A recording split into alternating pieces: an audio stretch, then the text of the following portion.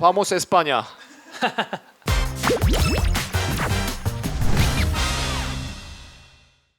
2대1로 스페인에 16년 만에 4강 진출이 있었습니다. 네, 2010년 남아공 월드컵 우승했을 때 이후로 이제 처음 간 거고 토너먼트 자체를 그 이후로 지금 처음 넘어왔죠. 그 이후로는 우승했을 때 이후로는 월드컵에서는 토너먼트를 못 넘어왔는데 토너먼트 넘어왔고, 그러니까 매 순간이 올라가면 올라갈수록 이제 남아공이랑 남아공 월드컵 때랑 똑같이 이제 약간은 반복되는 느낌으로 가는 거죠, 스페인은. 어쨌든간 그래서 경기를 전체적으로 보셨을 때 좀 어떻게 보셨는지. 그냥 뭐 솔직히 다 예상 가능 범위 내의 경기였죠. 뭐 벨기에가 경기에 임하는 거, 그리고 뭐 스페인이라는 팀이 경기에 임하는 거 이제 예상 가능 범위였고, 저는 근데 개인적으로 좀 실점을 안 하고 2대 0으로 가기를 바랬는데, 근데 중간중간 말씀을 드렸던 것처럼 어차피 근데 벨기에랑 해서 이겼으려면은 저는 두 골은 넣었어야 됐다고 봐요. 특히 이제 루카쿠가 이제 후반에 들어오는 교체 시점부터 해서 이 벨기에가 어쨌든간 접근 방식이 또 좀 더 다이렉트하게 바뀌기 그쵸, 때문에 어차피 두 골은 넣었어야 되는 경기라고 보는데, 뭐 그래도 결국에는 뭐 그런 플랜들이 잘 유지가 됐고, 결국에는 또 그리고 골을 넣은 게 이제 미켈 메리노가 들어와서 골을 넣었기 때문에 이거 같은 경우는 앞으로 남은 경기들에서도 뭐 계속 올라간다면 얘기겠지만 정신적으로도 선수들에게도 그렇고 선수 개인에게도 그렇고 좀 더 힘이 많이 실리지 않을까 생각합니다. 왜냐하면 상대 팀은 또 분명히 의식할 거거든요. 얘 들어왔을 그게 때. 무조건 있거든요. 껄끄러운 게. 근데 이제 그게 팀 안에서는 얘가 들어왔으니까 우리가 넣을 거다라는 또 자신감으로 이어질 수가 있다 보니까 그런 부분에서도 굉장히 긍정적이지 않았나 생각을 합니다.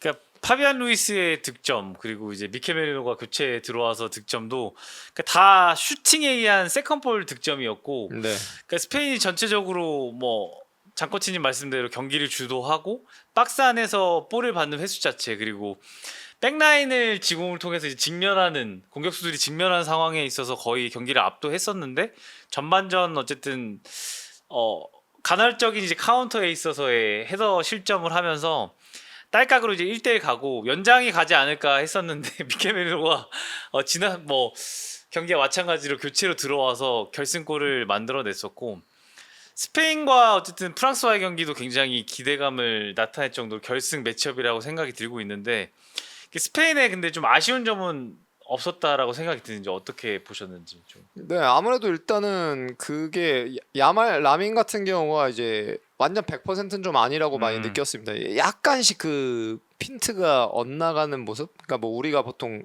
축구 할 때 같은 거 이제 보통 반응이라고 하죠. 이제 반응이라고 하는 게 그냥 경기의 전체적인 상황에서 이제 움직임 같은 경우를 보통 얘기할 때 반응이라고 하는데, 이제 그런 부분 같은 경우가 조금 약간 흔히 얘기하는 뭐 0점 안 맞는 모습들이 조금 보였고, 그리고 결국에는 바에나가 저는 개인적으로 오늘 경기 컨디션은 나쁘지 좋았다. 않았다고 생각해요. 좋았는데 근데 그거랑 별개로 결국에는 이제 유로 때도 그렇고 보면 스페인이 제일 위협적이었던 이유는 야말이 공 잡았을 때 야말한테 더블팀 가고 그쪽으로 전체적인 진영이 다 쏠릴 수밖에 없고, 야말은 또 그걸 의도하는 선수거든요.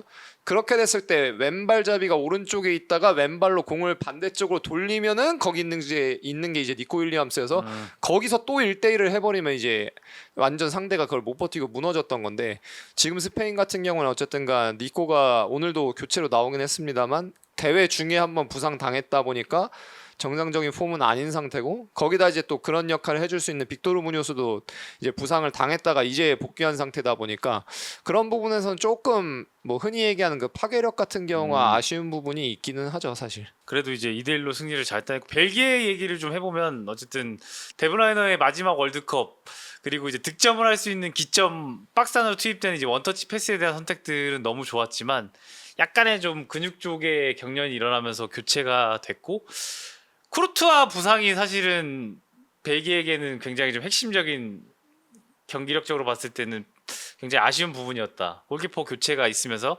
라메스 선수가 들어와서 이 실점했을 때 이 숏바운드를 처리하는 과정에서의 아쉬움, 그것을 이제 어쨌든 집중력을 가져가면서 스페인이 승리를 따내지 않았나. 벨기에도 경기를 사실은 이제 미국과의 경기에서는 지공도 되고 선수들이 조별리그보다는 벨기에가 그래도 토너먼트 올라왔을 때 경기력이 훨씬 좋았다라고 생각이 드는데, 스페인을 상대로는 뭐 2대1이라는 스코어가 차이가 안 나 보이긴 하겠지만 거의 뭐 데이터, 지표 이런 것들을 봤을 때는 차이가 좀 많이 벌어졌었던 경기가 아니었나 그렇게 생각을 하고 있습니다. 네, 그러니까 이게 스페인이랑 하면은 문제는 뭐냐면, 그러니까 공을 가지고 경기를 컨트롤하는 그 전형적인 팀이기 때문에 원하는 상황이 사실 다른 경기에서 한 네다섯 번 온다고 치면 한 번, 두 번 오는 거죠. 그러니까 결국에는, 그리고 그게 아까 전반 끝나고 나왔던 지표로는 이제 공 뺏긴 이후에 공을 되찾기까지 걸리는 시간인데 양팀 7초가 차이가 났잖아요. 7초면 뭐 엄청나죠. 예, 완전 하늘과 이제 땅 차이라 가지고 엄청난 차이인데, 그러니까 그만큼 스페인 같은 경우에 원하는 상황을 계속해서 지속시키면서 경기를 하는 팀이다 보니까 결국에는, 근데 그런 관점에서 보면 사실 저는 벨기에가 오늘 마진 자체는 좋았다고 봅니다. 사실 완전 위협적인 거는 전 그거 하나였었는데 그거 하나 왔을 때 하나 넣은 거잖아요. 그러다 보니까 뭐 마진 자체는 좋았는데 결국에는 이제 스페인이라는 팀을 만나면은 겪게 되는 어려움이 어떤 것인지를 이번 경기도 좀 제대로 잘 보여준 경기였고, 예, 그러면서 뭐 결국에는 뭐 양 팀이, 그래서 이제 저는 뭐 그래서 좀 어느 정도 생각했던 대로 예측 가능했던 경기였다, 예, 이렇게 말씀을 드렸던 거죠. 그것도 있고 이제 역대 전적이란 걸 사실 무시할 수는 없는 것 같아요. 어쨌든 스페인이 이제 벨기에를 상대로 꽤 오랫동안 지지 않고 경기를 운영을 했었고 A매치도 뭐 36경기 무패할 정도로 패배 없이 흐름이 좋고, 그러니까 저는 오늘 근데 벨기에가 미국과의 경기를 봤을 때는 스페인이 이번 월드컵에서 무실점하고 있었던 기록이 깨질 거라고 생각을 했었는데 그래도 딸깍을 통해서 어쨌든 득점 만들어내면서 벨기에도 최선을 다했다. 하지만 스페인이 압도를 했었던 경기이기 때문에 프랑스랑 경기가 어떤 양상으로 펼쳐질지가 너무 궁금해요. 스타일이 다른 두 팀이 만났을 때 그 부분이 가장 좀 기대가 되는 것 같습니다. 예상하자면은 그래도 저는 또 어차피 한 6대4 정도 스페인이, 예, 공은 좀 더 가지고 있는 많이, 형태로 갈 거고, 근데 결국엔 뭐 경기 중에도 말씀을 드렸지만 프랑스는 방금 저희가 했던 마진이라는 관점에서 봤을 때 마진을 남겨 먹을 수 있는 선수가 굉장히 많죠. 너무 많죠. 예, 음바페 있지, 올리세 있지, 덴벨레 있지. 그리고 저는 개인적으로는 솔직히 음바페보다도 덴벨레가 더 무섭거든요.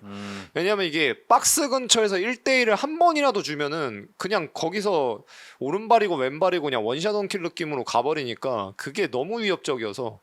근데 반면에 이제 프랑스 같은 경우도 지공을 할 때 보면은 그냥 조금 이렇게 스페인처럼 이렇게 11명으로 하는 느낌은 많이 없어요. 사실 이제 보면은 그런 건 좀 없어서 스페인 같은 경우도 좀 그런 부분을 공략을 해야 되지 않을까 싶긴 합니다. 저는 로드리요.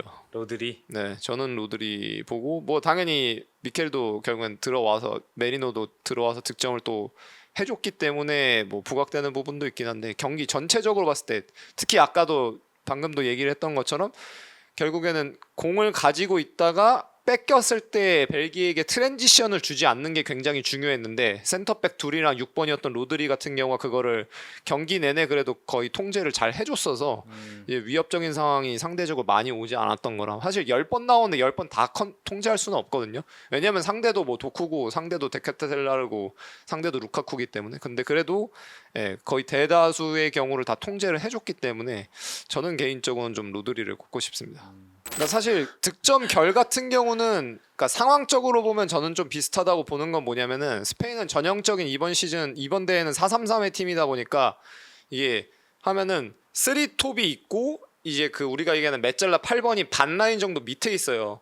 이렇게 서 있다 보니까 첫 번째 골도 보시면은 갔다가 뒤에서 들어와서 이제 갖다 대서 넣는 거거든요. 슈팅을 예, 하고. 근데 이게 반 라인 정도 뒤에 있기 때문에 그 옵션이 나오는 거라서, 그냥 첫 번째 골도 보시면 이렇게 돼 있기 때문에 백라인은 이 세 명을 따라가거든요. 공 높이대로. 그러니까 나왔을 때 올모가 슈팅한 거 다시 파비앙이 또 갖다 댄 거고, 두 번째 골도 거의 이제 비슷한 결이라고 이제 봐야 되니까, 그러니까 이런 관점에서 봤을 때 스페인은 전형적으로 11명이 축구하는 팀인 거죠. 이게 공 가진 선수 이렇게 몇 명, 두세 명으로 한다기보다는 이제 11명으로 축구를 하는 팀인 건데, 예, 그런 부분에서 봤을 때 그러고, 이거 메리노는 그 아스날 자체 구단 인터뷰 영상이 있는데 이제 시즌 중에 했던 거, 구단 자체가 아니고 스카이에서 가서 인터뷰했던 거가 있는데 거기서도 이제 보면 얘기하는 게 이미 좀 마인드가 다르고 제가 예전에도 뭐 미켈 메리노는 그 레알 소시에다 있을 때 팟캐스트 한 것도 제가 스페인 팟캐스트 듣는 게 있어 들어보면은 이 선수는 이미 좀 일반적인 선수 수준은 아니에요. 축구를 인지하고 이게 축구를 하는 관점이 접근하는 관점이 이미 약간은 이미 그 코치와 선수 사이의 그 경계에 있는 선수인데 박스 안에서 같은 경우 이제 이 선수가 얘기를 하는 게 뭐냐면은 박스 밖에서는 한 1, 2m 정도가 그 차이를 만들어낼 수 있는 거리라면은 박스 안에서는 어떨 때는 센티미터로 차이가 갈린다라고 얘기를 하는데 그러니까 이런 표현을 하는 것 자체가 이미 선수가 생각하는 게 다르다는 거죠. 그렇기 때문에 그냥 뭐 요약을 하자면 우연은 없다. 우연은 아니라고 어느 정도 생각합니다. 예측된 득점이다. 네네네. 오케이. 그러니까 우리가 맨날 요새 뭐 한국도 이제 영어 표현 많이 들어와서 스캐닝 하잖아요. 근데 이게 고개를 돌리는 행위가 아니고 시각적으로 지금 내 상황에서 유의미한 정보가 뭔지를 판단해서 눈으로 그거를 정보를 가져간다는 거죠. 그리고 내가 뭘 할지를 정하는 건데 그게 무의식 수준에서 이미 굉장히 높은 수준으로 이루어지고 있는 거죠.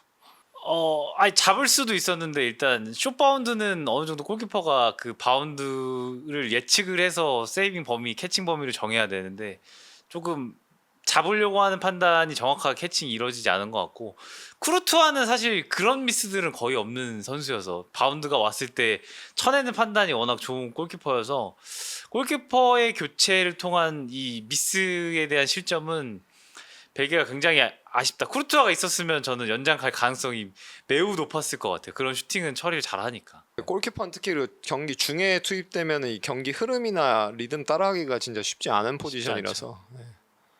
제가 교체 선수를 많이 해봐가지고 교체로 들어갔을 때 마음을 아는데 뭔가 더 긴장이 되고 이게 어려울 때 특히 1대1 상황에서 들어가게 되면 뭔가 더 불안하죠 사실. 왜냐면 사실 이게 경기 리듬에 적응을 한다는 게 사실은 볼과 직접적으로 관여되면서 그게 적응하는 관점이 제일 큰데 골키퍼는 맞아요. 사실은 볼이 잘 안 오니까. 볼에 관여되는 상황이 이게 네. 세이빙이 되는 경우가 많다 보니까 첫 번째 볼 터치가 세이빙이 돼 버리고 이러면은 진짜 좀 쉽지 않죠 솔직히 말해서. 저 선수가 못해서 저런 게 아니잖아요. 맞아요. 못하는 선수가 아닌데 이게 그 무대라는 압박감이나 맞아요. 그런 게 못해서라기보다는 있으니까. 월드컵 8강이라는 그 무게감이 좀 있었다.